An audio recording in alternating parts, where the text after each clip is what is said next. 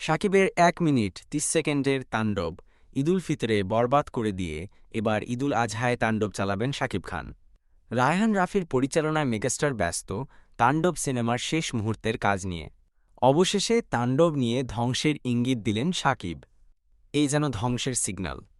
১ minute ৩০ সেকেন্ডের ফোরকাস্টের শুরুতে আবহাওয়া বার্তায় দেশের সব পুলিশ স্টেশনকে ১০ নম্বর বিপদ সংকেত দেখাতে বলা হয়।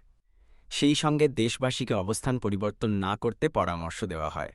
এরপর হাজির এক মুখোশ মানব, যার তাণ্ডবে তটস্থ আইন শৃঙ্খলা রক্ষাকারী বাহিনী। তুমুল তাণ্ডবের পর দেখা যায় মুখোশ মানব আর কেউ নন, শাকিব খান। ছোট চুল, তামাটে ত্বক, এই যেন অন্য এক অবতার। একের পর এক মারকাটারি দৃশ্যে যখন তাকে শুধুই সন্ত্রাসী মনে হচ্ছিল, ঠিক তখন জনসমুদ্রের সামনে দাঁড়িয়ে সবার উদ্দেশ্যে হাত নাড়তে দেখা যায়। তখন মনে হয় শুধুই অস্ত্রধারী নন, পুরো এক গোষ্ঠীর অবতার হয়তো তিনি। সাকিবময় পুরো ফোরকাস্টে অন্য অভিনয়শিল্পীরা কয়েক সেকেন্ডের বেশি সুযোগ পাননি। জয়া আহসানের ভাগেও জুটেছে একটি দৃশ্য, তবে দেখা যায়নি সাবিলা নূরকে।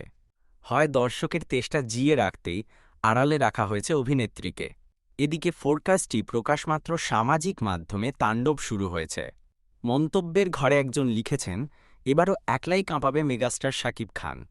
অন্য একজনের কথায়, এই বসকে কেউ থামাও। এরকম অসংখ্য প্রশংসাসূচক মন্তব্যে ঠাসা কমেন্ট বক্স।